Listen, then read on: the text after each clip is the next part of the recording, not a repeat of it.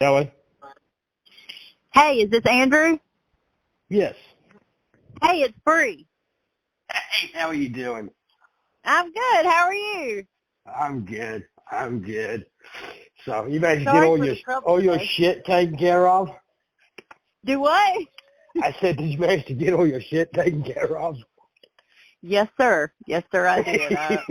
I had like 15 show shirts to embroider, like a ton of embroidery on them, and this guy's a really good customer of mine. He's been with me for years, and he wanted them before sale this week. I literally had them for like a week on top of my normal production timeline's about a month. So I mean, I apologize again. no, you're good. Like, I get it. I train and show horses for a living. I get it. Which I'm I mean, surprised you don't drink. I'm very tempted. I'm not. I mean, I don't start at 9 o'clock in the morning, but Yeah. I might have one now and again. I'm actually I don't mind a drink now and again, but I'm more of a cigar guy. Really? Uh huh. My dad smoked cigars my whole life growing. He still smokes them today. I used to smoke, and I smoked a lot of cigarettes, like way too many. And I managed to quit smoking the cigarettes, and I kind of when I worked for Rick Darling at Darling Ranch, he got me hooked on whiskey and cigars. Ah. Yes, so we all So have our little deals. ain't nothing wrong with that. They some people get really into it. Like they can spend some money on a cigar. Some of them are very expensive. Yeah, they are. They can be. So I So let hold my on a second. yeah. Where's this accent from? So originally, my wife and I are from England. No way. Yeah. We're both from England. My wife and I, my first two children, my eldest two, one was born in Germany while we were working there, and the other one was born in England, and then my younger two were both born over here. Holy cow. So what made you, or what age did you come to America, and what for? Yeah. Uh, so I was 18 when I first moved out here. Uh-huh. I've been showing all around horses in England and in the youth stuff. Um, and I was offered a job. One of the judges that was over there judging had said, "Oh, hey, you ever want to come out and ride? Spend the summer, come ride with us. Learn a little bit. We'll happily take you." And at the time, I was probably around 16 when my mom was like, "Absolutely not. You're not going." And I grew up in the horse industry. My mom trained show jump dressage horses, and my dad and my brother were both jockeys. Oh, Um, wow. and my mom was like, "Absolutely not. You can't go without a driver's license." Well, I got my driver's license. I did 18 months almost at college. Turned 18. I called I called Pete Bowling. I said, "Hey, does that job offer still stand?" And he says, "Yeah." I said, "Good. I'll be there next week." So I got on a plane and left England at 18 and moved to Gainesville, Texas to go and work for Bryant Pace. Holy cow. And I stayed out here for a while. My who was Rachel, who was my wife, we'd been dating. She ended up coming out there. She got to where she needed something else to do. She was the same age as me, a couple months older. And Jim Babcock was like, "Hey, I need another lope rider. I need a cutting assistant." I was like, "Hey, I know this. I know a girl." Yeah. And he's like, "Really?" I was like, "Yeah, she can ride." I was like, "She can ride. She's ridden this, ridden that, blah, blah." And he's like, "Get her here." So I called Rachel and I said, "Hey, you want to come to Texas? Come hang out here?" And she's like, "Heck yeah." I was like, first your plane ticket. Get out here. I got you a job. So, And, so she grew up in horses just like you did too. You guys met. Not quite as in depth, but we met at college. We both went to Equine College at Cambridge, and so we met there, and we dated on and off. But so she lands in Dallas, and I forgot she was coming, so I was like 4 hours late picking her up at the airport because I totally forgot what day she was coming in. Yeah, this story gets way better. And I finally get obviously her back. she forgave you. No, I don't think she has, actually. She still tells people that I left her at the airport. And we get back to the ranch, and I show her around, and I show her everything. And I was like, tomorrow morning, you'll meet Kyle. She was going to go work for Kyle Cox, cutting trainer at the time. And she's like, okay, but before we do that, would you show me how to put one of these saddles on? And it dawned on me, one, I had never seen this girl sit on a horse. Two, she had never been within 100 foot of a cow. And three, she had no idea how to strap a Western saddle to a horse's back. So that's like 11 o'clock at night. At 11 o'clock at night, we're out there in the barn, and I'm like, okay, when you come out here in the morning, this is what you're gonna have to do. Holy cow! And they tortured her so bad. They gave her an old gelding, and I told them she'd come out of a racing barn. So they gave her this old gelding. They told her she was gonna be turned back. They gave her an old gelding. They put an old Price McLaughlin Reining saddle on it, and they gave her a loping hackamore, and like, okay, you're going to learn to turn back. And she spent 4 months being screamed at in a cutting pen, told to read the cow, and she's like, I have no idea what that means. Holy cow! Well, she made it work, obviously, but that's one way to get thrown into it. Yeah. So then. Oh shoot, we left. Let's see, we left, went back home. Well, wait, hold on. Did you work for the same place that she was at too? Yeah, she was in the cutting barn, and I was riding the reiners and the cow horses. So. Oh, so they had both out there. Yeah, so this was back when Jim Babcock was flying high. He had Smart Chickalina, and he had Alon's Playboy, and Pete Boland was the ranch manager out there, and they had Master J, and they had that paint horse of Smoky Pritchett's. And Bryant Pace had been riding the Rainers, and then he left to go work for Kim Sloan, and Morgan Libet came in and took over, and we switched more towards the cow horse deal, and Kyle Cox was in there training the cutters. So I was there in the switchover between Jason Clark and Kyle Cox on the cutting side, and Bryant Pace and Morgan Libet on the cow side. And Bryant was training the Rainers, and then he left and Morgan took over, and it kind of switched a little more towards the cow horse. So I was riding Rainers and cow horses, and my wife was riding the cutters, and we got married while we lived out there in Gainesville, and that was there's a while ago. Holy cow! Now, did you ever go back and visit home any at all, or did they come visit you? Or no, we did a little bit. I mean, we weren't here that long back then. We were here on we did the whole visa waiver thing because we were really just work experience kids, interns, so more than anything.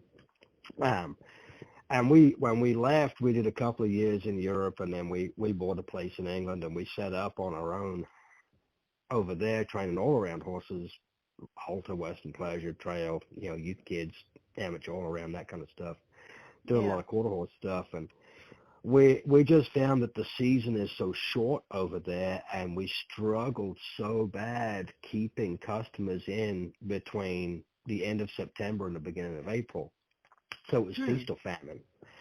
And we... Well, so hold on. Do you think like the industry over there, is it way less than it is compared over here? Like it's bigger over here than it is over there? Absolutely. Oh, Absolutely. There is okay. no comparison. No comparison. And Oh, wow. the cat, you know, mainland Europe, Germany, France, little more advanced. You know, the biggest problem with the Western style, the Western discipline, that even if you just think you're all around type horse, Yeah. there's such a stigma around it in England that you're playing cowboy. So, you know, Oh. you've got to think England is very much horse racing, hunter jumpers, show jumping, dressage. You know, Got you. Yeah. um, so we were trying to do that. We tried and tried. We had a pretty decent business going, and we were pretty successful. Um, but we were online one day. I think I'd been watching the Reining fraternity or the Derby. Well, I think it was the Derby. I've been watching the Derby online on the live feed, and I saw an ad for somebody advertising for an assistant trainer, and these people were in Tennessee, and I was like, screw it, I'm gonna apply for it. And I talked to my wife about it, and she was like, whatever, man. She goes, I'll follow you. You know, you think we want to do that? Let's do it. The kids are young. We now, if we're going to do something stupid like this, now's the time to do it. Right. No, you know, the children were, the two oldest were both very little. And I applied for this job. Ultimately ended up getting it. So then had to figure out selling my place, selling all my stuff, packing up my wife and two small kids and moving them 5,500 miles to Tennessee to go and work for Tammy Hutton at Hilldale Farm. And how long And did this process take? it took a while because we did it properly, did the whole, you know, apply, get an attorney and get the visa stuff, and you know, and luckily Charlie Hutton was an amazing man and has an amazing mind on him and was able to help with that so much. And Tammy was patient enough to wait on us to get it done. But it took about 5-6 months to get the visa rolling at the UK end and get approval. You know, because we had to say that's probably an ordeal. That's an ordeal. So this was, you know, back in 2007. And you know, obviously now we're permanent residents here in the U.S. Half of my family's on green cards, the other half of them are citizens. But in the course of that 15, 16 years, we probably spent $50,000 staying legal. Holy cow! And the system works. The immigration system. A lot of people moan about it and complain and bitch and cry. The immigration system actually works if it is followed. What doesn't work is the open border bullshit. Oh yeah. I mean that's getting into a whole other can of worms. But the actual immigration process is fine. There's nothing wrong with the immigration process as long as it is followed. Right. You know, and like we came in and you know, the first year we didn't understand how the U.S. tax system worked. So from 2009 onwards, you know, we figured it out and we, you know, if you behave yourself and you pay your taxes and you contribute, you know, it's all good. It's all good. But there's a lot of people that try to buck the system, and you know, those are the ones that annoy me. Because it's like, damn it. I try not to. I associate all of that with politics, and I try to just steer clear of that whole game. My wife is very up on the politics. Me, not so much. I derive all of my information from her, and when I go, that sounds kind of shady as shit, I'll go ahead and research it a little bit myself. But normally I find that she's right, and I tend to shut up. He's a smart man. Yeah, I don't know about that. I still train horses for a living. Well, she could bring up the whole you left me at the airport for 4 hours. Yeah, you see, that's the thing. I mean, there's way more stuff than that too. I mean, that's like a minor detail. So let me ask you this. I do know I had a couple of customers, like Reining customers, and Reining stud customers. They said that Reining was big over there in in Italy, Germany, Belgium, Holland. Yes, it is. It is huge. but not like England. England, got you. No, but in that tiny little island that's on the same latitude as Canada that sits off in the Atlantic. Yeah, no, not so much there. That's wild, but it makes sense though for it to be more like English concentrated It is and Western. Very much so. And and we were at that time we were young and dumb enough to go. I found that the reining horses was really where I really felt like I wanted to go. And we've been showing halter horses, and we've been Western pleasure and stuff like that, and riding some English horses on the side. And I mean, even to this day, my mom still thinks this is a stupid thing to do with horses, but she's dressage and show jumping. So my mom will come out here and visit and be like, why? Why do you do that? But we decided that if we were gonna do it, we wanted to do it properly. And there was only one way to do it properly. Yeah. And that was to go to where the heart of it was and try to learn from somebody. And what, like we said, we'd much rather go 5 to 10 years and go, look, that didn't work. We tried. Yeah. Then get 10 years down the road and say, I wish I had. Yeah. Now, when y'all were at the barn in Texas, is that when you kind of decided, when you kind of looked at, because you were like right there with cutters and reiners, is that when you kind of looked and said, okay, reining is where I'm going to go? Yeah, and and there's a few people to hold accountable for that too. So that was when Smart Chickalina got his first $1 million sire deal. And so we went to the fraternity, and there was actually a picture floating around. Craig Johnson just reposted a picture from that night. On YouTube from 1999, the Okay, NRA yes. $1 million sire induction ceremony. Yes. So there's a picture that goes along with that. I'm trying to find it because it's one of those that there's actually myself. There we go, Oliver Stein. I'm gonna see if I can't send this to you real quick. Okay. I sent you this picture that was put up. So in this picture, you've got Craig Johnson sitting on Smart Chickalina, Jim Babcock standing next to him, holding the cup and the roses and everything. That young goofy looking son of a bitch in the purple shirt is me. C.T. Babcock. Cool. C.T. Babcock standing behind Jim. Then I don't remember the Mexican guy's name. Then you've got Ollie Stein, who is still in Germany training reiners. Then that is my wife next to Ollie, and then the kid in the red shirt is Hubert Huell. And Hubert now lives in Canada and is training reining horses in Canada. He was a Dutch national. So you had two Brits, a Dutchman, and a German, all pretty much living together at Babcock's at the time, and all of us were like 18, 19 years old. And I mean, you talk about some stories of those guys. The Dutch guy was the guy that put a can of beans in the microwave because he wanted to warm up supper. Oh wow! I bet that ended up well.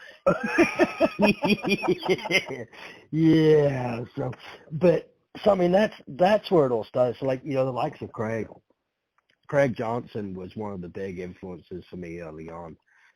And Mike Moser was right across the road. Morgan Libet lived just down the road. We lived next door to Dragon A. There was just so much going on there in that area. That for me, the Rainers was where it was at.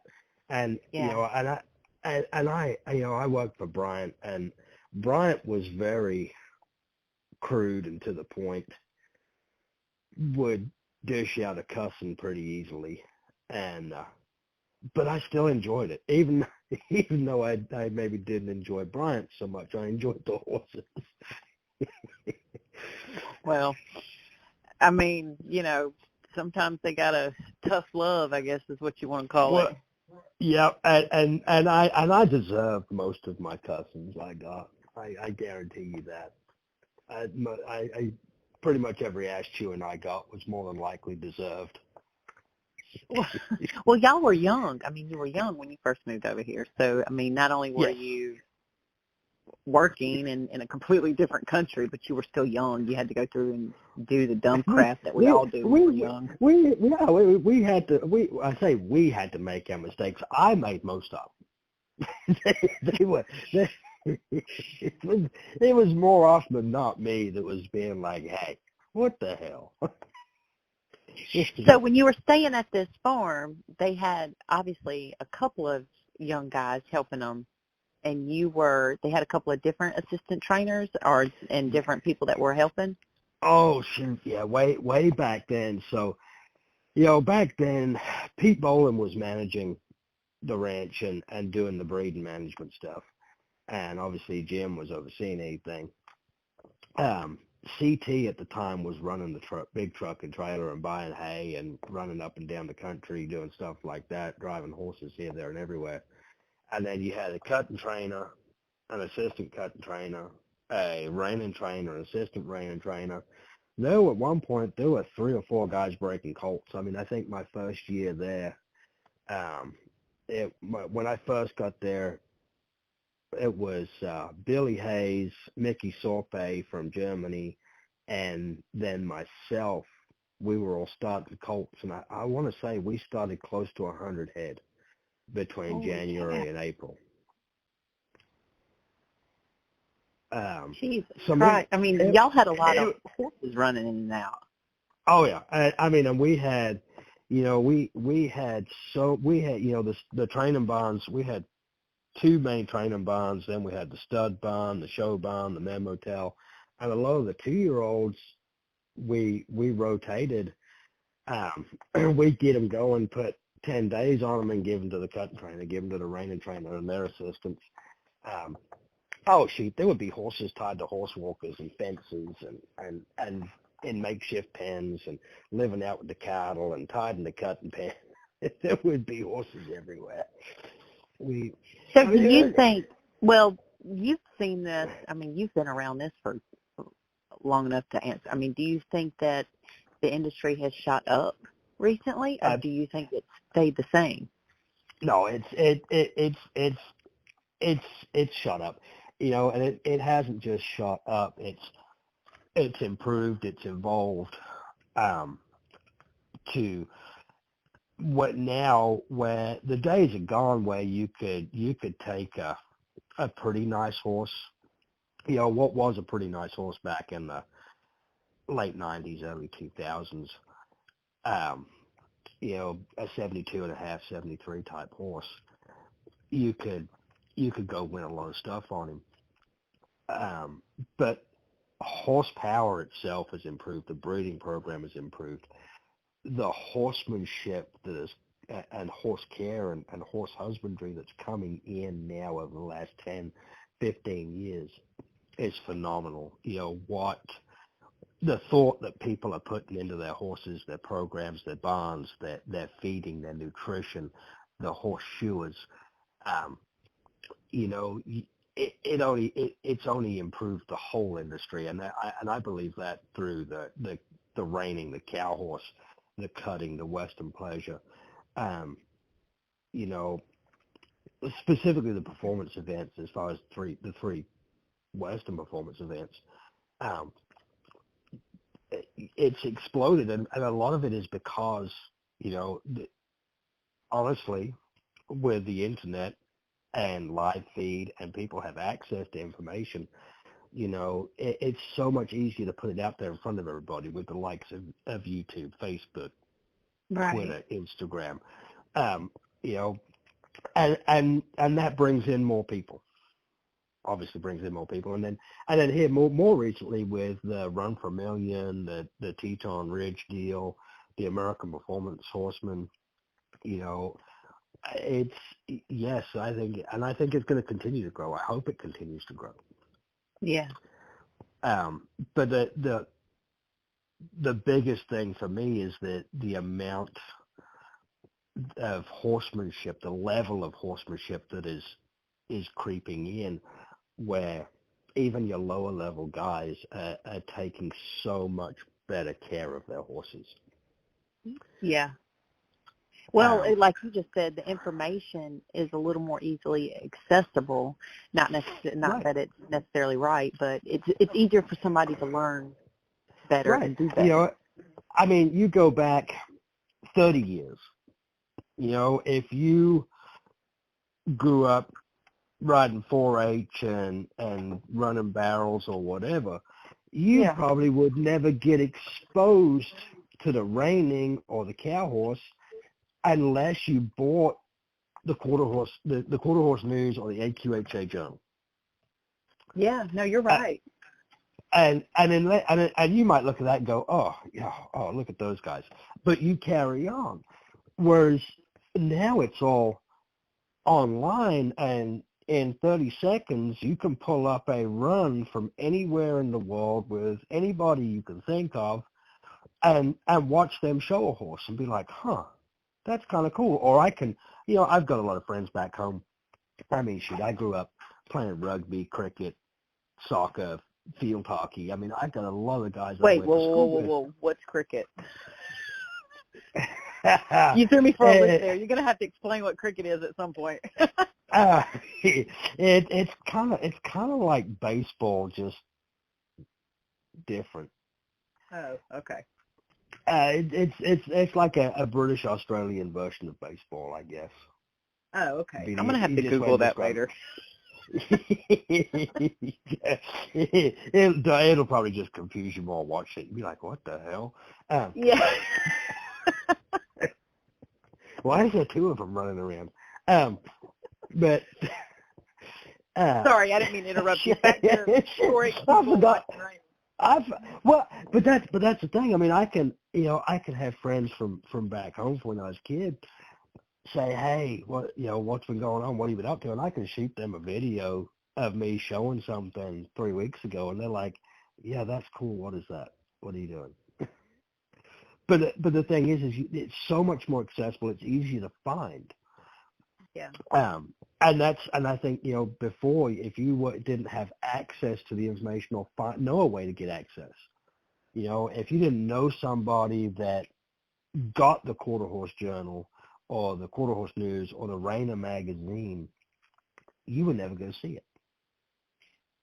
Yeah, no, you're absolutely right. Because I mean, you can probably remember this too. When clinics weren't even around, people used to never even do clinics. No. And so my introduction to Western horses came from a demonstration in England done by a guy called Bob Mayhew, who was a British guy, and actually Morgan Libet. And I didn't realize this at the time. I was probably only 6 or 7 years old. But they did a demonstration, and specifically a reining demonstration for a big group of riding school instructors from the Association of British Riding Schools. This is way back in like 86, 87. That was my introduction. I had never, other than in a Western movie, right? Blazing Saddles, had I ever seen a Western saddle? So other than watching John Wayne and those things, I'd never seen a Western saddle. I thought all cowboy horses rode around like that. I thought that's what it was. So, but that only happened by chance because my mom taught and was a riding instructor. She went to this thing. I happened to be off school sick, so I got drug along too, and I was like, I want to ride that horse. And that was where it started for me. But had I not have gone to that demonstration, I may not have known anything about what a reining horse was, what a Western horse was, because I would never have gotten into that avenue. Yeah. No, you're exactly right. I mean, the information is just everything is so easily accessible, and people can look for things that spark their interest and desire. The problem is the people only look for what they think they want to look for. So, we have all this information accessible to us, yet still people only search so far. I mean, I had it today. I've got a horse advertised on Facebook for sale, and I've had a certain lady comment 3 times on a post about this horse, and I had to actually put a comment on her third comment today saying, look, I sent you a message 7 hours ago with all the information. You have chosen not to read the message. Don't be a dumbass. I'm glad I'm not the only one that goes through this. Well, I have a rule. I use Facebook purely for shameless self-promotion. I mean, that and comedy relief. I mean, I can't blame you. So, I have a rule. Whereas if normally when people comment and they say things like it just says price, or it just has a $sign, or it just says info, I'm like, bite me. I don't need to sell that thing that bad. Especially when I put in the post, please call or text for more information. Now, I don't mind if they message me, because 9 times out of 10, those are the serious will call or message. The ones that comment, they've got $2,500 to spend. And I'm not knocking what they're trying to look for, but it's probably not going to be what I got. Well, I mean, common sense ain't very common. It's just a matter. It's just the principle of that whole ad says, please message or call. Well, and there's nothing wrong with politeness and common decency. That's scary. That's sacred these days. Like, that's so rare. You don't even when you see it, you question it. You're like, are you sure? Yeah, you're like, okay, you're up to something. Yeah. That we have all this information literally at our fingertips now, whereas, way back when, even back in the mid-90s, you didn't have it. If you didn't have access to those avenues, if you didn't have somebody that maybe gave you a Reining magazine or gave you a Quarter Horse Journal, you were never going to see that stuff. I completely agree, because I mean, I can even relate a little bit. When I was riding, I didn't do Reining or anything like that, but I mean, if you wanted to learn how to do something, you didn't have the internet. You either found a barn or figured it out yourself. Right. You see, and the thing is, back then when I was a kid in England, my mom trained show jump dressage, had a riding school. My dad and my brother were jockeys. Western riding? What is wrong with you? That that's you want to be a weekend cowboy? What I mean, and so that was something that was extremely frowned upon. Oh, I can see that. Yeah. Now your dad was jockey. I'm assuming racehorses, right? Yes. So that's the biggest thing over there is racehorses and racing. Yes, racehorses, and then you've got your 3-day event horses, your steeplechasers, your point-to-pointers, and then you've got your dressage and your show jumping, and pony club. Pony club, I liken it to the 4-H kind of thing. But pony club will do their games. They'll do some pole bending and stuff like that. But the pony club, again, it's all English. It's all derived from it's heading towards dressage or show jumping or eventing or into that kind of area. The Western community, if you like, over there is so small and tight knit, which isn't a bad thing. But the biggest problem is you don't have the facilities very much. Facilities, you don't have very few people have ground to ride a Reiner on. Right. it's specialized. They all have, dressage or show jumping grounds. And now there's a few guys that did come along in the last 15 years or so, but they were also specialized Western barns. Yeah. But if you didn't know about them, well, you didn't know about them. Yeah. Do you think that it coming up over there over the last 10 to 15 years, like you just said, do you think that's because of it kind of exploding in America and people are wanting to migrate over here? So instead, England maybe said, look, we need to provide this type of... I can,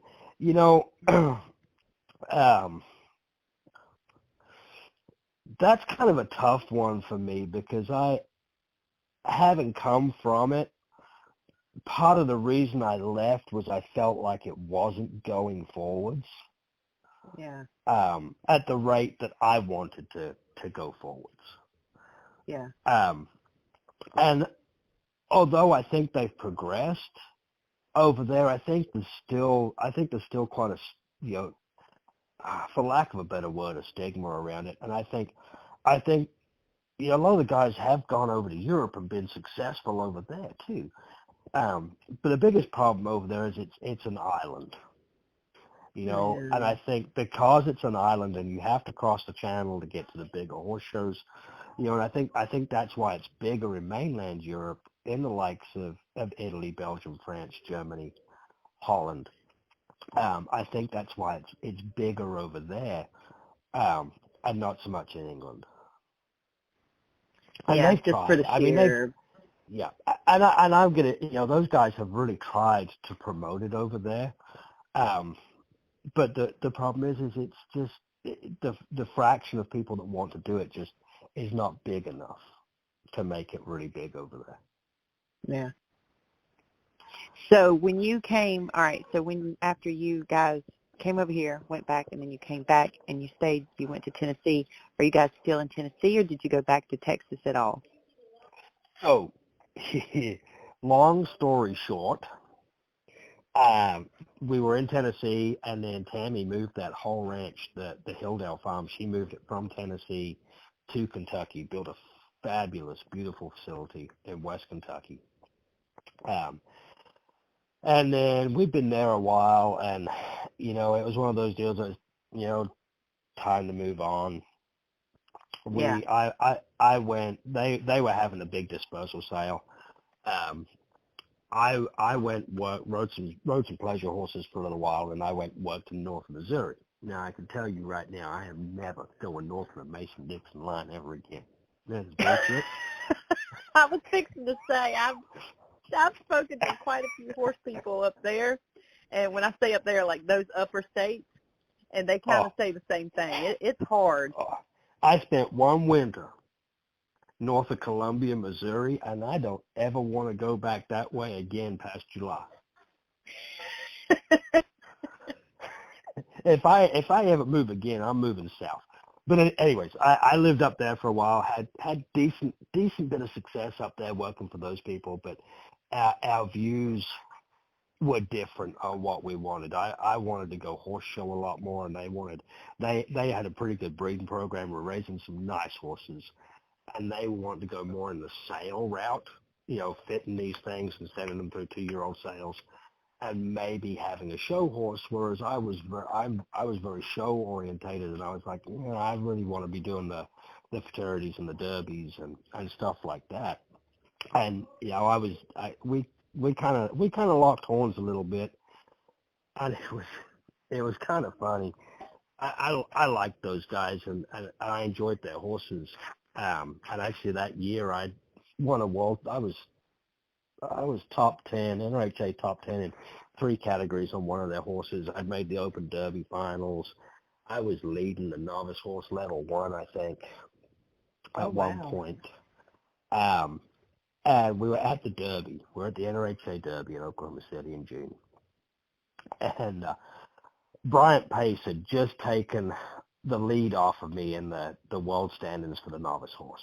And he was riding a horse owned by some Japanese customers.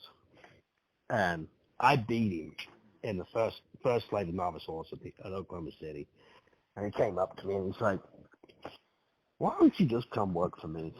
I was like, "Brian, I worked for you once before. I remember what it was like. I'm not doing it again." Wow. We were at the fraternity, so fast forward to November, we're at the fraternity, and Bryant Pace had left. Mike Boyle, working for Darling Ranch, made the open finals on Easy Little Ladies, which was owned by Darling Ranch. Mike offers me a job. And I was like, and he's like, "It's okay. Bryant's left." There you go. So I went home for the fraternity and I mulled it over and I thought about it and I stewed on it and I was like, I don't know. So I take a week's vacation right there around Christmas. My wife and I go down to Kentucky to visit with some friends, and I get a phone call from a friend of mine, and he says, "Have you seen your website?" I was like, "No." "Oh, why?" He's like, "Think you got fired, bud." I'm like, "What?" Sure shit. I look at my website and it says right on the front page, "Hiring new head trainer." And I was like, "Well, guess I am fired." So we were just, we were just a few miles from Darling Ranch. So I jumped in the truck and I drove down there and visited with Mike Boyle. And I spent the next 10 years back in West Kentucky working for Rick Darling, with Mike Boyle. And then my wife and I bought a piece of ground out here in Texas, and we moved to Texas 5 years ago. So we have come full circle. You have, but you're working for yourself. You're not working for nobody else. Yes, we work for ourselves now, and and that's the thing. I mean, lots of these guys they give up too easily. I think there's a lot to be said for working for yourself, but there's a lot to be said for really truly spending the time with somebody. Like I've gone out on my own 3 times and gone back to being an assistant trainer because I wasn't ready. I didn't know enough. I didn't have everything, all the pieces of the puzzle. Right. Because there's far more to it than just feeding them and riding them. Right. Well, yeah, of course. You've got to have your training side of it down, for one, and I truly believe that takes 7 to 10 years for somebody to really get that figured out, to go from being a competent rider to being a more than competent, disciplined horse trainer. 7 to 10 years working with people. And once you've got that figured out, you've then got to learn the customer aspect to it. If you're going to train horses for non-pros and youth kids and rookies and green riders, you've got to understand the coaching, and you've got to be able to look at your coaching, your riders the same as your horses. Some of your horses, they're linebackers. They can be yelled at. They can be screamed at. They can be pushed. They can be driven. Some of them are chess players. You raise your voice, they fold. They can't take it. And figuring out which horses and which people are like that, and then trying to match them up. And it becomes quite entertaining when you've got a horse that's a linebacker and you've got a chess player of a rider, and you're like, okay, how am I going to get these two to figure that shit out? Well, I was fixing to say, it's probably hard to get to know somebody enough to be able to figure them out for a horse. Like, you know what I mean? Like, when you can't just meet somebody off the blue and go, okay, well, I got the perfect horse for you. It's going to take a second to really be able to match that. It does, and it sometimes it's very difficult because you'll have a customer, like I've been fortunate. I've got some customers that have been with me for 10 plus years, and quite often we'll be like, somebody will be like, "Hey, would you help me find a horse?" And I'm like, "Yes, I can help you find a horse. What are you looking for? Like, give me your checklist. Yeah. What is it? Is it, and that's one of my biggest things. I want a checklist of what you think you want, and I want a budget of what you are willing to spend. And I don't ask for the budget to be nosy. I ask for the budget so that I can count out anything that's above. Because Right. I don't want to muddy the water, and I don't want to make somebody wish they could spend more. If somebody says to me, like, my budget is $25,000, then I'm going to go try and find something that close to checks off all of their boxes that's around that 20 to 25 range. Then that way we're looking at comparable horses. We're apples to apples. Yeah. Whereas if I say, hey, I found this other one, but he's 40, I'm not going to make that person go take out a $15,000 loan on top of what they want to spend to go buy this horse that may or may not work.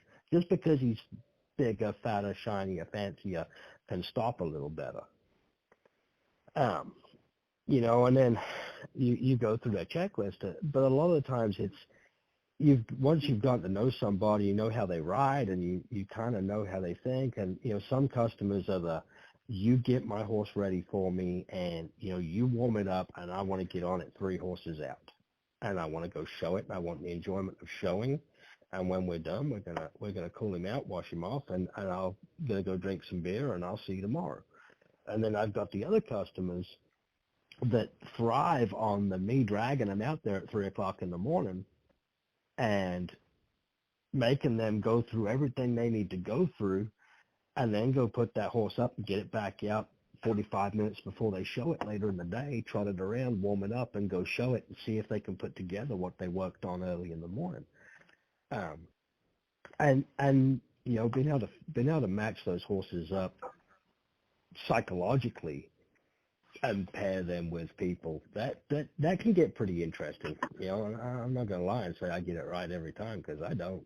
And luckily, most of the time when I'm hauling customers up and down the road going to horse shows, I've been around them quite a bit at home, and I've gotten to watch them ride, and I see how they are, and and I get to know them a little better really before we start going and showing. And I might take them to a few little horse shows just so they can kind of get their feet wet in my program, and I can see how they are. And and I don't mind. I don't mind if that customer is one of those that just wants to get on it, 3 horses out and go show it, or whether they're one that wants to come out and join me in the early hours of the morning when I'm riding mine. Some of them get a little grumpy because I'll stagger my customers when we go to the bigger events. I'll start riding at midnight, and I'll be like, okay, you're coming out at 1. I want to see you on your horse at 2:30, and then you on your horse at 3:30. And then last ones will be 4 or 5 o'clock, and then we're going to do chores, feed, breakfast. Some of them get a little grumpy because they have to come out at 1. But it's easier to stagger those people throughout the night and give them, I can ride one, they can ride theirs. If I've got 3 or 4 that I've got to ride overnight plus help a bunch of people, it's a whole lot easier if I can stagger them through the night, because then I can actually spend some time working on my horses too. That's pretty smart, though. You have to, like I said, you have to spend time with a bunch of different people and learn how best to navigate the whole industry as a performance horse trainer, coach, whatever. Because it's not just the feed them and ride them. Right. Right. It's the logistics of it. I mean, one year we took 32 horses to the Reining fraternity. That was a logistical nightmare. I bet so. I was fixing to say, God, that's a lot of horses. It is, and that was when we had, there were 3 horse trainers at Darling Ranch. There were 3 horse trainers. We each had an assistant. We each had 2 interns, and running that place could be a nightmare. But you have to learn a lot of this stuff as you go, and kind of like, and that was for me one of those, I so enjoyed that time that period of time when we were running that hard and we were that big, but also I was like, this isn't for me. This isn't all encompassing. This isn't necessarily where I want to end up. Um, You and that's wanted why to we be a ended. little more I wanted to be one-on-one. right. And the thing is it's not just it's managing the people, the staff that go with that, the customers. You know, appeasing everybody is never a good thing. It's never easy to do. And then just maintenance on your daily horse care. You know, what horses need, everything they need from nutrition to meds to icing to wrapping to clay to going to the spa to this, that, the other. Is somebody delegated to do it? Have they done it? Did they check it off? Why, there's so much goes on that you need somebody full time just managing everybody. I was fixing to say that's probably a full-time job taking care of that It, many horses just in that aspect of it. and it is. I mean, we had at one point we had 73 horses in training, and just dealing with the worming, the vet, the shoeing on a daily basis. You know, with 73 horses in training, my horse shoer was there 2 days a week. Yeah, no doubt. You know, our vet, we had an on-site resident vet. I had him in the barn every day. And, we always had something going on. So, for me, part of that was I didn't want that because I felt like, I personally felt like a lot of the customers missed out on a lot of stuff. So when we built our place here in Texas, we built 20 stalls. And Charlie Hutton had drilled it into me when I worked for him, don't build more stalls than you're willing to clean yourself, because you will clean them yourself. The way our deal works here right now, and it works pretty well for us right now. I mean, I go out to the barn around 6:45 in the morning, and I start feeding. I feed everybody. I do meds. I empty and clean and refill water buckets on everybody in the barn. That takes me till about 7:45ish, 8 o'clock. By which time my wife shows up in the barn, right around when I'm filling water buckets. And by that point, she's put the kids on the bus. They've done what they need to do. They've had breakfast, blah, blah, blah. She's cleaned up the kitchen and the house. She's come out. She starts cleaning the stalls. I drag the rein or I go to riding. If I'm lucky, she might saddle and wash for me. If not, I'm washing and saddling my own horses. You know, and then she's normally done cleaning the stalls by around 10:30 in the morning, 11 o'clock. And she might round pen a couple or saddle a couple, or she might come out to the arena and watch me ride a couple and be like, hey, that sucks. You need to fix that. And, and then she goes about her afternoon stuff, might mow some grass, whatever. I keep riding horses till really, well, I guess whatever time it was you messaged me this evening, 7 o'clock or so. We just literally just walked out of the barn. Well, you just made me think of something. So about how long, I know this is going to be dependent on the horse, but on average, how long does it take to take a, a horse from like broke to do reining to be able to compete on average? Okay, so as far as I'll put it to you this way. I like to start all my coming 2-year-olds in November, December. They yearling years, long yearlings. Yeah. It's probably going to be, I mean, average from start to go in the show pen and be broke, you're looking at pretty close to 2 years. That's not that bad. That sounds decent. And some of them get there sooner. Some of them take a little longer, and a lot of it is horse dependent. Well, yeah, no, I was fixing to say it's going to be dependent on the horse. It's definitely going to be dependent on the horse, but. I mean, for me, like I've got, so this year I've got 4 3-year-olds in the barn that are for me to show. 3 of them are above average, in my opinion. One of them, he's a nice horse. He's not really going to be much of a show horse this year, but next year I think he'll be really nice. He's a little bit slow to mature, mentally and physically, um, and clean up and fix it. I think if you want to do it right, you've got to allow yourself 2 years. Well, that's what I was just fixing to ask you. Do you think it's hurtful to show them too early versus making sure they're more ready and showing them later?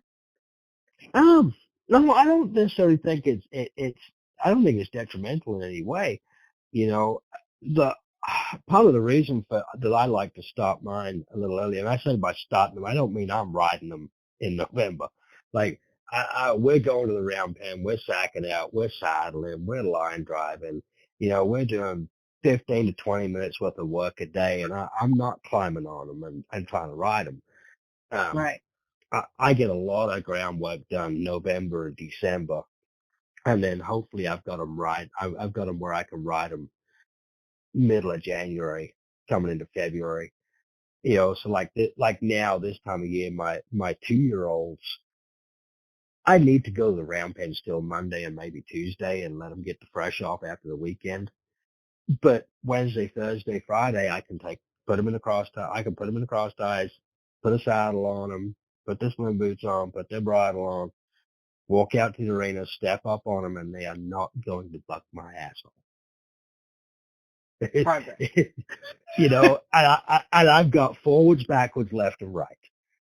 We're not doing anything fancy. I mean, I've got two 2-year-olds right now that I got in right on time at the end of October, beginning of November, and I'm thinking probably next month I'll put slide plates on a couple of them because they're trying to stop. They're understanding the whoa. They know how to trot, stop, back up. They're trying hard to figure it out. So, but what the thing is that as you progress that horse, you're not just progressing him mentally, but you're building him up physically. You're building the muscle tone. You're building the stamina. You're building the strength to be able to begin to learn how to stop, to begin to learn how to turn around. I'm one of those. I really believe you have to, in order to go show a horse, the horse has to get trained. Before he can get trained, he has to get broke. And there's only one way he's going to get broke, and that's by you getting on him and teaching him. Yeah. And, and by being broke, I mean, I can get him up stall, saddle him, put a snaffle bit on him, go out to the arena and step up on him, and he's going to wait till I ask him to walk off, and we can walk, we can trot, we can lope left and right. We're not worried about lead changes. We're not worried about stepping around. I'm worried about, does he go where I point him at desired speed? Right. Once, once I've got that to where he has a distinct understanding of that, well, then I can start to teach, and I can start to coach, and I can then start to get a read on that horse as to, what kind of athlete he's going to be. The ones that really get you are the ones that you say, hey, I'm going to try something new today. Can you figure this out? And in 10 seconds, that thing has got it figured out, and he stands there and asks you what's next. I feel like smart ones. you're like, I really don't know, so I'm going to get off before I screw something up. Well, and reiners are not, I mean, reiners, they have to be a little above regular physical fit. I mean, the reiners have to be really in phenomenal shape to do some of the stuff that they do. They do, and I think a lot of the issues that come in are from horses not quite being strong enough to go do some things yet. Like I spend a lot of time conditioning, like old school conditioning, long trotting, bend and flexion, but not just walk around and bend a little bit and off we go. Like I might spend 10 minutes on some of my 3-year-olds right now at a long trot, at an extended trot, trotting around the arena, trot circles, serpentines, and working on stamina and stuff like that. And I might we're going to work up to a decent sweat every day. And the problem comes in, you have to balance this because you can get a horse too fit to where you can't ride that sucker enough. I didn't ever think And about that. yeah, if you've got one, like I've got one right now. He's Hollywood done it, gunner bred. Um, talented 3-year-old, but he is what I call bottomless. And if I got this thing like fighting fit, I don't know where we would end up because he'd never quit. Like he won't quit. If you tell him, let's go gallop circles, he goes, okay. I mean, he's a little bit of a Forrest Gump. He, he just, he just goes, okay, we'll gallop circles. I mean, this thing will gallop circles till he can't move. He has no quit to him. So if you get a horse like that too fit, you can't ride it down enough I see what to you're have it. saying. And you've got to work the mental aspect of it versus the physical. Have them strong enough to be able to do their job, but have them where their brain is dialed in so that they understand that if they do it, they get to quit. And you've got to almost those horses you have to teach to be lazy. Um, and that's the reverse psychology and the training of it. If you teach that horse to want to turn around, if you teach him that the turnaround, like, so horses are fight or flight. As long as he's not fighting you, he's going to try to evade you. Well, if you teach him the perfect place to evade you is the turnaround, he's always going to go there. Want to turn around ultimately in the show pen. If you teach him, if you go to a certain position and he locks into that turnaround and you pitch him away and you make it like a game of hide and seek and he gets to win, he'll always go there. Same thing with teaching one to run and stop. If you teach that thing like it's a game of hide and seek, and if he runs down there, and I mean just flat drags his tail like a wormy dog, he gets to do nothing and be done. He's going to hunt that stop. He's going to hunt Right. that lead change. He's going to hunt that turnaround. And that's the difference in getting one to want to do it. And then when they're wanting to do it, they're happy to do it rather than being pressured into it. A lot of times, if you've got to pressure one into it, it's either not strong enough to do it or it doesn't understand. Right. And then it's going to be sloppy at the end. It's not going to end up being. Right. Well, and you build resentment. A lot of the reining, to create a soft horse, you have to be soft and you have to find a way to teach him soft because the more you pull, the more you have to pull. Yeah, we don't want So, that. you know, so that and that resistance becomes limited. Like I was saying about these horses that are almost bottomless, that have no quit. That's kind of resistance. So you've got to find a way to train that out of them, and you can't train it out of them by making them go more. Because the whole objective is, you want them to want to stop. And if you've got a horse that won't stop, then you've got to figure out a workaround to get to that. Right. Well, I mean, and here's the thing: you're dealing with 1,200 pounds of muscle. Do you really think if you get into a fight with him, you're gonna win? Right. Do you really think there's anything you can do to that horse to make him do something? No. If push comes to shove, he's gonna go, you're out. Um, but you can't make him stop physically, but you can make him wish he had. You can change their thought processes, and that's all it's about is getting them to think in the right way. I mean, I really admire these guys that do the rein cow horse, like do the snaffle bit fraternity. Yeah. It takes me 2 years to get one in the reining pen. These guys are putting horses in the pen at Fort Worth at the snaffle bit fraternity.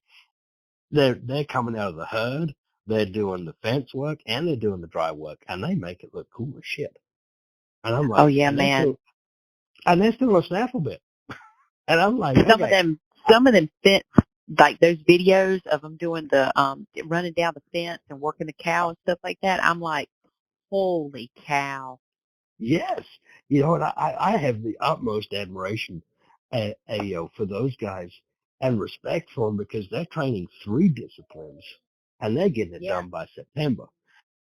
September, I'm normally still beating my head against the wall. Yeah, I mean, so I've I've ridden some. I've been, I guess, both fortunate and unfortunate enough to ride some that should never have been in the show pen. from and For from what lack of I've better heard. words. Yeah, I mean, I've been given horses to go show because other people couldn't get them shown.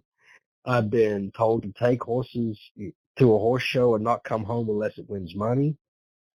You know, um, and I've ridden full siblings to horses that have won huge amounts of money, and they have been the most no count reining horses you could ever hope for. I mean, they've just been awful. I've had full siblings that, won 150, 60,000. Full brother comes along, little better bodied, better neck, looks like he's got better legs to him. You like watch him as he yelling. You're like, ooh, I'm gonna go wreck some shit with this one. You get him started, you get him riding around, and you are like, wow, you are useless, and they just can't do it. It's all down to the individual. Um, and Well, I true. I was fixing to say, I know horses aren't like humans, but if you can kind of look at it in that perspective, you have some families where people have kids and you have, exact opposites. You have, I got 4 kids, and you couldn't get 4 more different children. Yeah, I yeah, mean, that's what I'm saying. Like you see a lot of people, their ads, they'll say this, those type like full sibling to so and so and this and out of this and buy right. this and da da da da da. And I'm sure it does matter, but then again, it's like what you and I said. I was sitting here thinking, at the end of the day, it really just boils down to the horse. It does, and honestly, I think the mare the dam side has far more to do with it than the side. If you breed a good stud to a mare that did well, who was out of a mare that did well and produced others in that, if that mare herself had 5 showing horses that all did relatively well, and then if you breed that maternal side, I'm a strong believer in that. I mean, I think mare power is a thing. Well, I've seen a lot of that come up over the last couple of years where it wasn't as much concentration on the mares before, but that really has come up a lot. I think a lot more people are seeing it in that light too. And I think that's true. I mean, because when you think about horses like Wimpy's Little Step, God knows how many millions of dollars he's won as a sire now. But way back early on, they were Wimpy's Little Step, $5 million sire. But when you look at the amount of babies on the ground by that horse every year showing, he's gonna get there.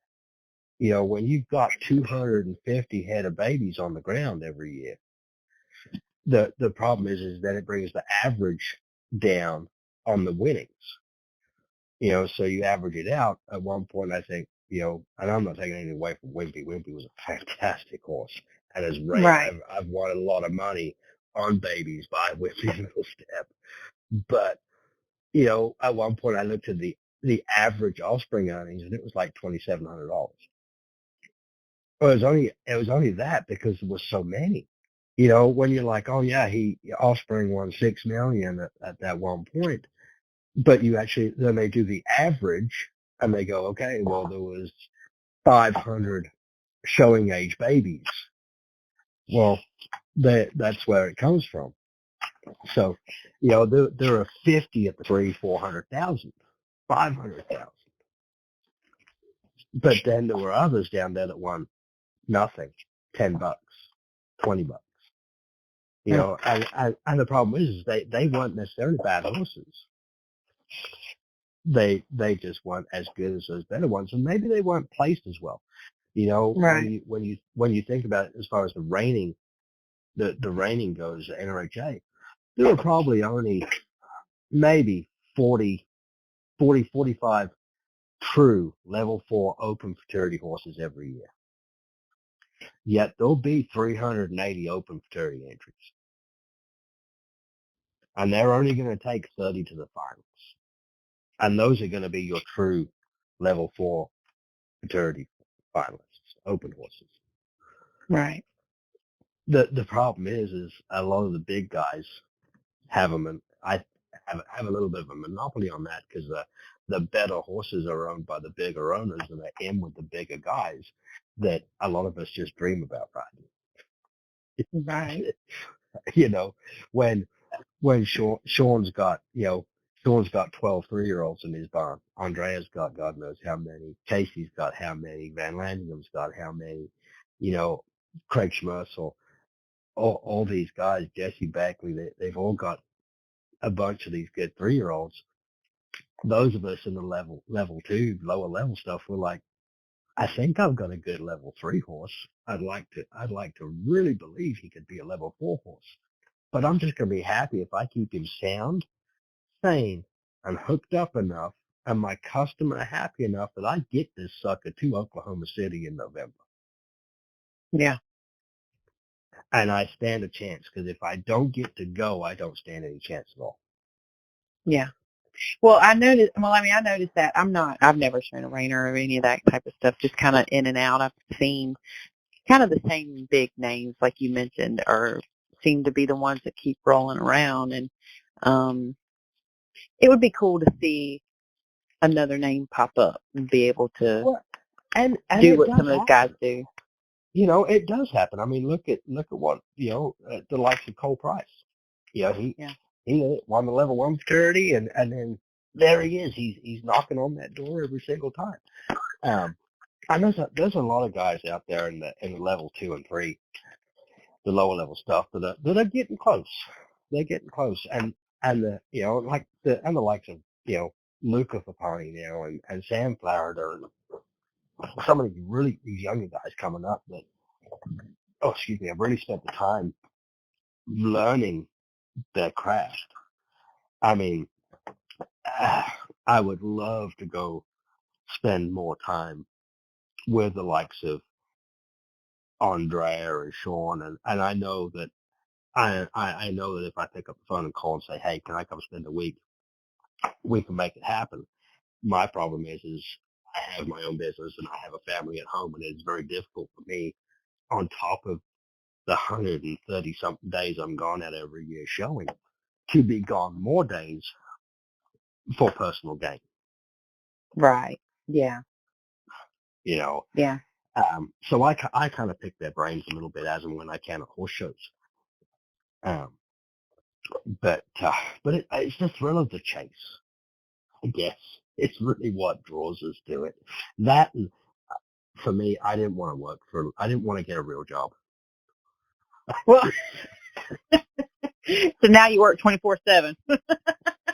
Yeah. And I don't get paid for it either.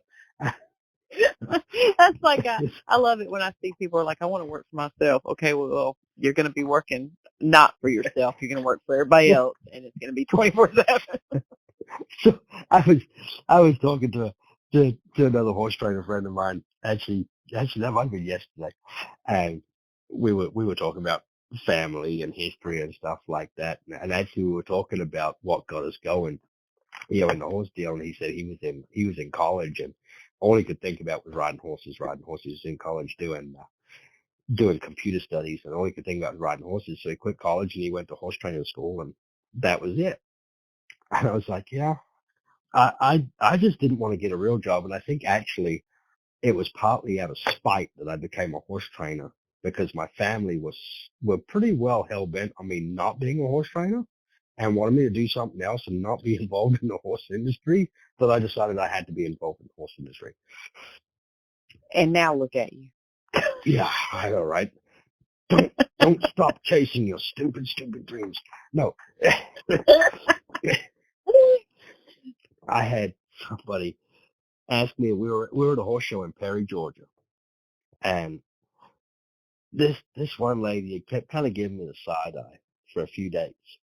She'd been giving me weird looks, and I was like, this making me almost making me uncomfortable. Right. And What's your problem, lady? I was like, I mean, and I'm not gonna lie, we had a very, very successful horse show at that horse show. I was lucky to get out of there without being lynched. I mean, we won. My assistant and I won everything. The customers we took, we won a lot, like won a lot. And we were there. I think we got there on a Wednesday, and we showed Thursday, Friday, Saturday. Finally, on the Saturday evening, um, we were just getting done. This one lady walked down my barn aisle there at the fairgrounds, and we were just getting finished up, getting ready to go to bed. I think it was around 5, 6 o'clock. I had my assistant and an intern with us helping, um, and she introduced herself.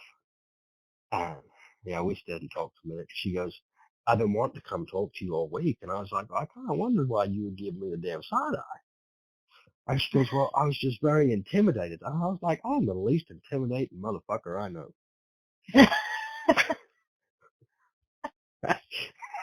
And she goes, "Well, no, you roll in here with these big, fat, fancy, shiny horses, and you win the Open, and your assistant wins the Rookie Pro and the Limited, and your non-pro wins, and then you go and win the novice horse, and you're third on another horse in the same class." And she's like, "I was just a little intimidated to come talk to you." I'm like, "Well, what do you mean?" She's like, "Well, would you be willing to stay a little bit later on Sunday when the show gets done and give me a lesson?" And I was like, "Yeah, it don't bother me one bit." I was like, "I tell you what, if you don't care to get out of bed, come out here at 2 in the morning. I guarantee you it'll just be me, you, and my assistant in that arena. And we'll run some paid warm-ups. And we'll get you through whatever problems you've got going on. I'll do my best to help you get shown on Sunday." Yeah. Oh, my God. You'd think I just gave this lady all of her Christmases at once. And I'm like, I Aw. don't know. I was like, "I don't know why you're that excited. I'm not that good. I'm just having a good horse show." Yeah, but you helped to kind of break that because I think mine kind of comes from when I was showing. It was like people didn't talk to you, like you trainers didn't talk to you, horse riders didn't talk to you. It wasn't like that, And I think that's kind of because like we were talking about earlier, all this information wasn't easily accessible back then, so people could be hushed. But now it's so accessible, it's kind of no excuse not to talk. But anyways, it's cool that you did that because that does seem to lack a lot in the horse show world. I've had conversations with other people where they'll tell me they'll go to shows and events where it can feel so cold and people don't speak and it's so unwelcoming, and then they'll go to another event where it's like people are like, "Hey, what's up? We're having a good See, time. Chill out." and that's see, and I know this is going to sound really bad. And this, if this goes out to your podcast, this might ruffle a few feathers. But that's why I don't go to quarter horse shows. I do not go to AQHA shows. Um, I will qualify horses for the AQHA World Show, but I will do it at the NRHA events.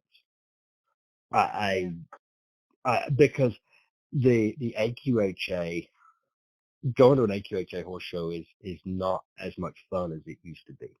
It's not as much fun as I remember it being. Going to an NRHA event, all the reiners for the most part, 95% of them. There's a couple of grumpy ones, but for the most part, 95% of them are pretty normal, happy people that will talk to you and will offer advice, give advice when asked, offer help. You walk down the barn aisle and say, "Hey, Jimmy, can I borrow a set of reins?" He'll take a set of reins off of a bridle and say, "Here, just give them back when you're done." You know, um, so for me, that whole side of it, there's a very big social aspect to it, and I find the Rainers are very much like that. And I enjoy that. I enjoy being able to talk to everybody and say hi. And some of them are shy. And sometimes I think that the guys that don't say a lot or are a little stoic and standoffish, I think actually they're a little more shy. I'm a very shy person too. Yeah, I'm, I can see that. um, but going to the quarter horse shows, and I advocate to a lot of my customers, look, if you want to do the quarter horse deal, we'll try and qualify at the Reining events. And if you really want to go to the World Show, we can go. Um, but my thing is I can say, look, we can go spend $800-900 going to a quarter horse show and showing in the age rein and junior rein and all ages rein and youth rein and amateur rein and whatever you want to go show in. We can go drive to wherever, go show in a quarter horse show.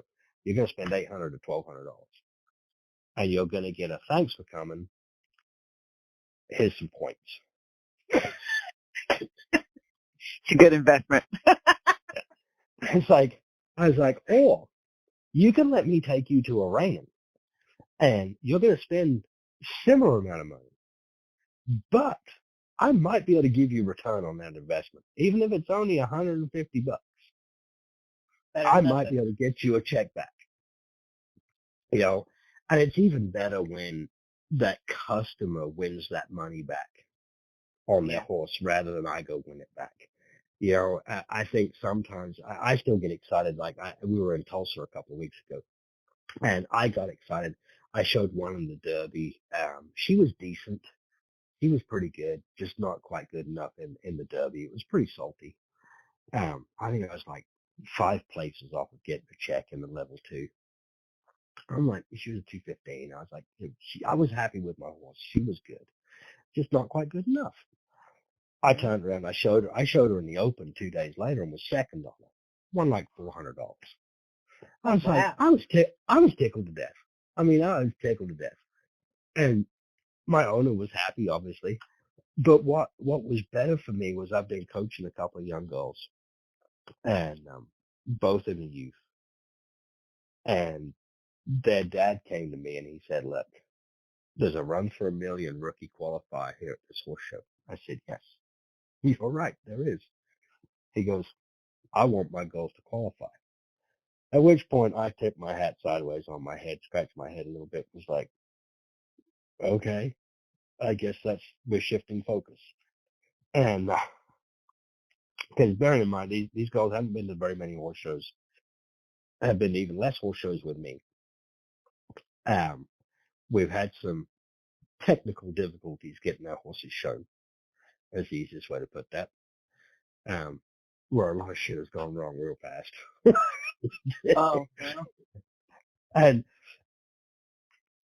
I got those kids ready. 3 days. I put them in that. They both qualified for the rookie run for $1 million. For me, success was looking at those girls' faces when they marked 70 and a half, 71 and qualified. They hadn't marked above a 68 ever. And they got qualified, and then they turn around the next day and they're top 5 in the youth and they get a paycheck out of it. They go win $20, and then I send them on their way. They went up to the Cactus Classic this week. Yeah. Went with another horse trainer. I was like, yeah, not going. You guys want to go to Arizona, have fun. This is the broad load, right? This horse in. This is the broad load, right? This horse in. Go do your thing. Well, they did it again out there. They were top 5 in their youth. That to me is being successful because that's carrying on, and it means more to me. Those guys getting a 10, 15, 20, $30 check showing than me going and winning 2,000, 3,000, 5,000. Yeah. And because the thing is that those girls' parents, they can't. There is no price that they will put on those girls going out there and having that much fun, and then being able to qualify for something more like a run for $1 million. That to me is a huge thing, and Well, You won't, you're doing you your won't job. I get mean, that. well, you're doing your job. If they're winning it with what you're Right. teaching them and the investment that they're putting in you and what you're giving back to them, that's your result right there. I mean, that speaks volumes. Right. It does. But not just to the program that they're in, but to them as students. Right. Yeah. Because I can only coach somebody that's coachable. If you're not This coachable, is true. I can't help you. You know, I can sit there in the chair, or I can sit there in the middle of the ring on my horse, and I can tell you something till I am blue in the face.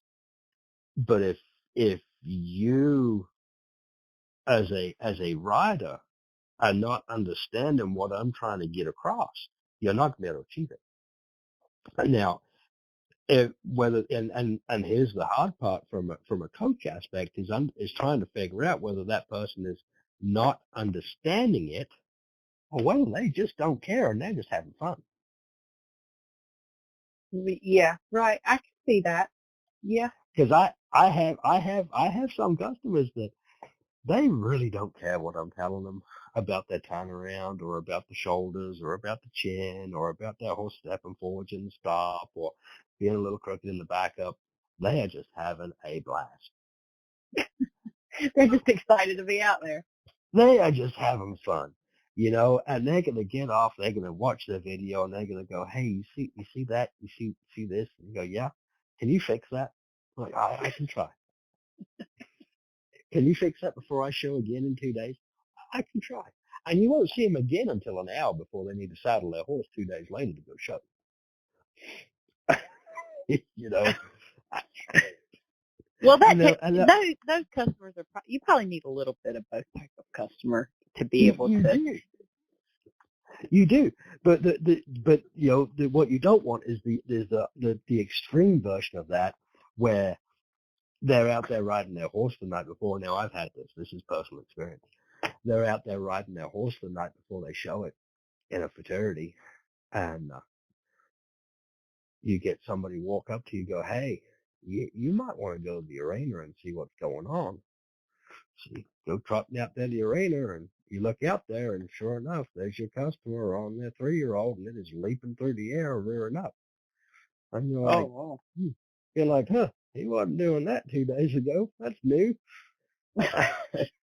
What did you do, Bob? And they look, they see you over there, and they step off. They come walking towards you. They hand you the rein. They go, you need to fix this son bitch. I got to show him tomorrow. I was like, well, what did you do? I don't know, but he won't turn left.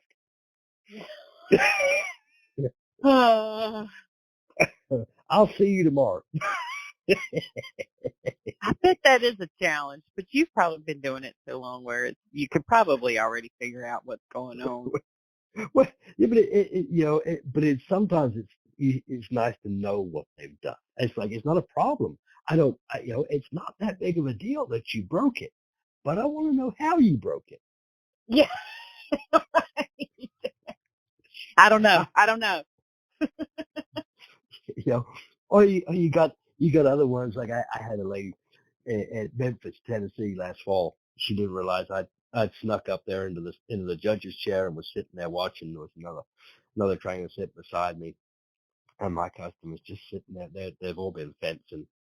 So at the rain events, they schedule the arena overnight. It might be 30 minutes circling, 30 minutes fencing, and then they're going to drag.